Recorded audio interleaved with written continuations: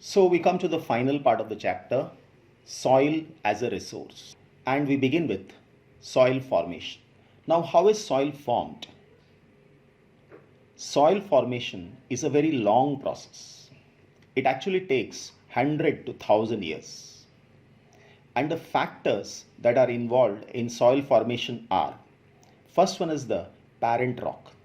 Parent rock is the original rock from which the soil is formed. The next factor is climate. Climate mainly deals with variation in temperature and different forms of precipitation. Third one is the vegetation. Vegetation refers to all the plant species. Fourth is the animals, different types of animals. Then it is micro living organisms. Now coming to the first one, and that is parent rock. Now in whichever part of India, whatever is the original rock, based on that different type of soils are formed. If it is Maharashtra, in Maharashtra we mainly see basalt rocks, and from that we get black soil. If we come to southern part of India, we will find mostly ancient crystalline, igneous and metamorphic rock, and from that we get red soil. If it is lateritic rocks, we get lateritic soil. So based on the rocks, the soil formation differ from one place to another. Now, these parent rocks are subjected to variation in temperature and even precipitation. So these rocks regularly expand and contract, develop cracks, and finally they break down into small sediments. Then there are dead remains of plants as well as animals. When they all die, they decompose and become a part of the soil. Then there are microorganisms in the soil. They also help in the process of soil formation. So this is how soil is formed. Now we shall study different types of soil.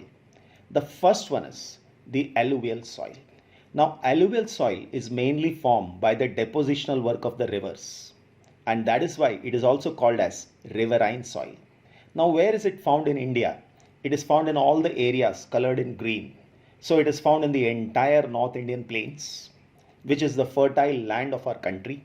Then it is the eastern coastal plains. Then it is the deltas of the river, such as Mahanadi, Godavari, Krishna and Kaveri. Now when I say deltas, deltas are at the mouth of the river, ending part of the rivers. Here the river divides into distributaries, and the land between the distributaries is known as delta. So these are the regions where it is found. Apart from that, there is a thin corridor which connects Rajasthan and Gujarat. So some parts of Gujarat and Rajasthan also have alluvial soil. Next is it is found in the Piedmont plains. Now I said that this soil is formed by depositional work of the rivers, and rivers begin from the mountains. The point where these mountain slopes come to an end and the land begins, that beginning point, those areas are called as Piedmont plains. And these are the regions where we will find the soil to be coarse, that is rough soil. Now these are also the areas where we will find three geographical features. One is Dwar, other one is Chos, and third one is Terai. Dwars are actually found more in the Sikkim and Bhutan regions. Dwar is another word for door, an opening, a floodplains. Chos refers to the streams that begin from the mountains, that is from the Himalayan mountains. They can be seen in Punjab, Haryana. Then there is Tarai belt. Tarai belt is very close to the Himalayas, and this is the belt of marshy lands. And in these marshy lands we have national parks, bird sanctuaries. Even in some parts there are settlements and so on. According to the age, the alluvial soil can be classified as, one, it is called Khadar, and the other one is Bhangar. Now whenever a river is flowing, it will deposit soil in the adjacent areas. So the regular deposition, the fresh soil is referred to as Khadar, which is fertile soil. But every year when a new layer of soil comes, the earlier one is pushed back and it becomes the old ones. These are the Bhangar soil. Because these are very dry areas and in the summers there is intense heat, so the microorganisms in this completely die, and the lime content in the soil increases, which develops in the form of lime nodules called as concord. So these soils have high proportion of concord and even the fertility is low. So they require some treatment before they can be used for cultivation. Most of these soils contain adequate proportion of potash, phosphoric acid as well as lime.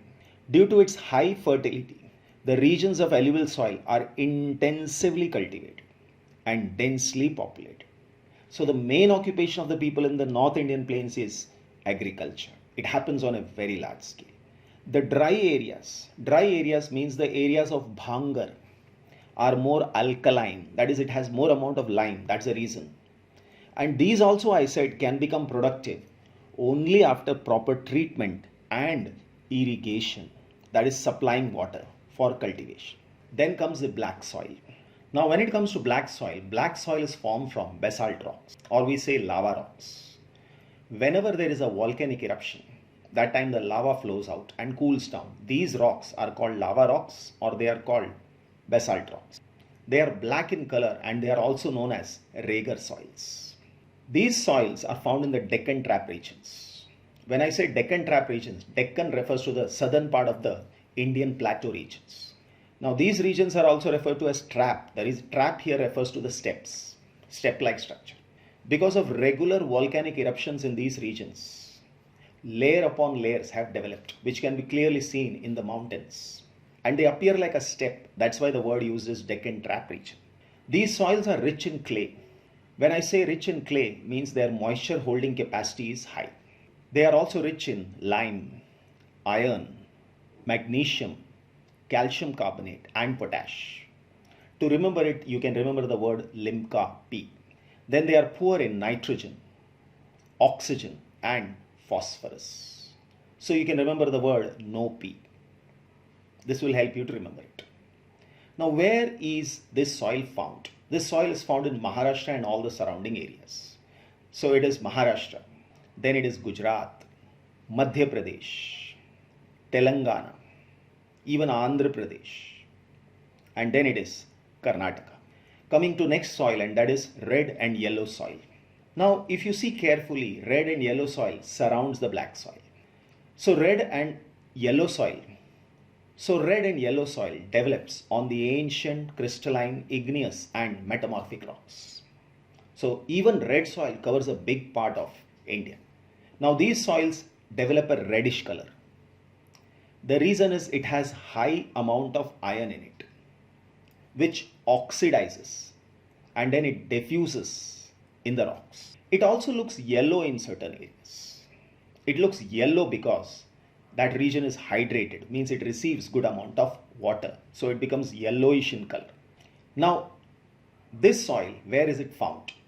Red soil is found in Maharashtra, Goa, Karnataka, Kerala, Tamil Nadu, Andhra Pradesh, Odisha, and even Madhya Pradesh. So it is found in a lot of states, that is states surrounding Maharashtra. And what is cultivated in such a soil? If you see Maharashtra, it is in the coastal part, so it has to be rice. Karnataka is another big state and it is mostly coffee. Kerala, spices and rubber. Tamil Nadu, again, there are many crops that are cultivated apart from rice. It can be rice, it can be sugarcane. Then comes the laterite soil. And laterite soil is found in the regions of heavy rainfall. And then in summers, the temperature is high. So it is found in the areas with high temperature and heavy rainfall. What happens because of heavy rainfall is intense leaching. Now the rocks that are found in these areas are rich in lime as well as silica. And lime and silica easily reacts with water and flows out of the rock. So if you see carefully the rocks develop many dents. The reason is lime and silica has flown out of it. The rock becomes weak and finally it breaks down and forms this soil, that is laterite soil. Now in this soil, the humus content is low. The reason is again in this the microorganisms, bacteria, they all get destroyed due to high temperature. And even the fertility of this soil is low. Red soil as well as laterite soil, the fertility of the soil is low. And if we add fertilizer, we can utilize it for cultivation of crops. So it is suitable for cultivation with adequate doses of manures and even fertilizers. Now where is it found? It is found again in the states of Maharashtra, Goa, Karnataka, Kerala, Tamil Nadu, Andhra Pradesh, Odisha and Madhya Pradesh. So almost the same states of red soil. But the areas are different. And you all know Goa means it is cashew nuts. Karnataka again coffee grows. Kerala it is spices and rubber. These are all the major crops that are cultivated. And along the eastern coast definitely it is rice, sugarcane. So almost all the important crops can be cultivated in even laterite soil. Then comes the arid soil. When I say arid soil, we have to come to the eastern side of Rajasthan. So arid soils range from red to brown in color. Next, they are generally sandy in texture and saline in nature. So percentage of salt is more. And in some areas, we can even extract salt, get salt from that area. So salt is obtained by evaporating the water in certain areas. Like we have the Sambar Lake of Rajasthan, from where we get salt. Now due to extreme climate, high temperature, this soil lacks humus and moisture. The lower horizon of the soil is occupied by kankad. Kankad here means a layer of lime. Now this is good for the soil. So the bottom horizon restricts the infiltration of water. So whatever little rainfall these regions receive is stored in the soil, that too in the upper layers of the soil, which is good for agricultural activity. So after proper irrigation, these soils become cultivable. The reason is even these soils, though the clay content is less, can retain water. Then comes the forest soil. Forest soil, the name itself tells, it is found in the forest. And in India, forest means most of the forests are in the mountainous areas. So these forests are found in the hilly and mountainous regions with sufficient rain. The soil texture varies according to the mountain environment. If it is in the higher slopes, it will be very coarse. And when you come down, it will be fine-grained. These soils are loamy as well as silty. When I say loamy, means the soil is perfect. It has good proportion of sand, clay, silt. When I say silty here, it refers to coarse soil, rough soil. So coarse grained is found in the upper slope. Fine grained will be found in the lower slopes. Now when it comes to Himalayas, mainly the northeastern Himalayas, mainly the eastern Himalayas, due to denudation. When I say denudation is a process that involves erosion, transportation and depositions.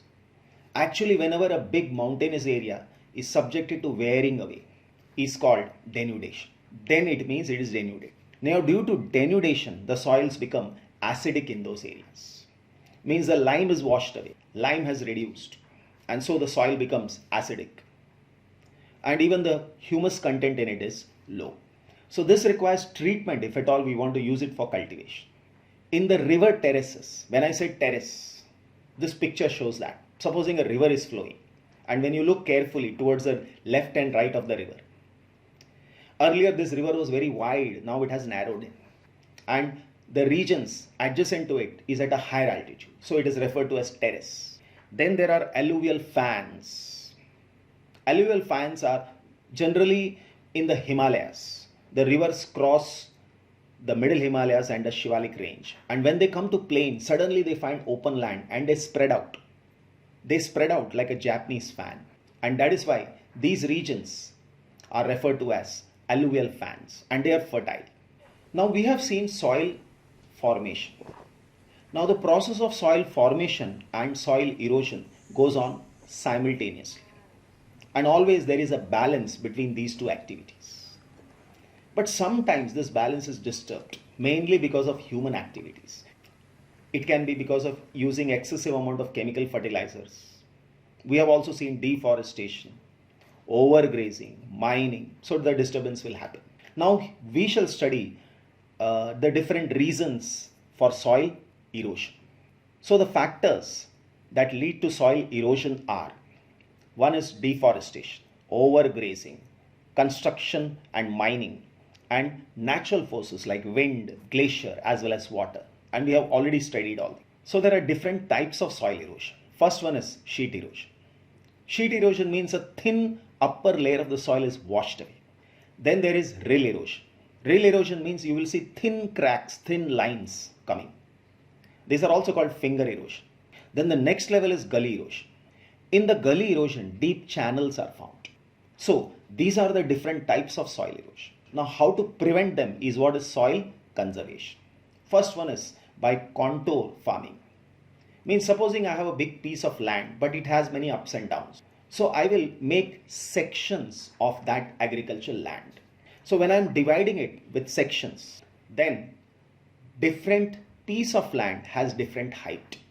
Now when I do the plowing will be done along the lines of the contours. When I say contours, that actually means lines joining places having same height. But here pieces of land having same height. So when plowing is done, it will never be done along the slope, it is wrong. Instead, it will be done parallel to the contours. So plowing along the contour lines is what is called as contour farming. Now what happens because of this? It deaccelerates the flow of water down the slopes. It will slow down the water. And this is called as contour plowing. Then the next one is terrace farming. Now this is very popular and it is done on the mountain slopes. And mainly it is utilized for cultivation of rice. Steps can be cut out in the slopes and make terrace. Terrace cultivation restricts soil erosion because on the borders there is bunding, and this bunds prevents the water to flow down. It will store the water in that area, and that is what is good for the cultivation of rice. This is seen in mountainous areas, like in India it is western and central Himalayas. They have well developed terrace farming. Similarly, it is practiced by many countries. Actually, all countries which have good mountains, like even China, produces rice on a large scale from mountainous regions. So this is one way of soil conservation. After terrace farming, it is strip farming. So in the entire agricultural lands, the crops are cultivated in stripes. So the land that is there in between, they will be using it for cultivation of grass, or sometimes some other crop is cultivated. In this way, there is no empty land there, soil there, which can be subjected to erosion. That is how they prevent soil erosion. So large fields can be divided into stripes. Stripes of grass are left to grow between the crops. And this breaks up the force of the wind and prevents soil erosion. And this method is known as strip cropping. Now next one is shelter belts. Now planting lines of tree to create shelter is what is referred to as shelter belts. Whenever a farmer has an agricultural piece of land, to prevent soil erosion along the border of his agricultural land, he will plant trees once he understands the pattern of winds. Now these trees work like a shelter and reduces the velocity of the wind and thereby prevents soil erosion. Now it is practiced even in the borders of Rajasthan and Punjab. The reason is in India, southwest monsoon winds blow and they will take the desert towards Punjab. And to prevent this, there are trees planted. So we can say these shelter belts have contributed significantly to the stabilization of sand dunes and in stabilizing the desert in western India. So we can say these shelter belts have contributed significantly to the stabilization of sand dunes and in stabilizing the desert in western India. With this, I conclude the chapter. Thank you.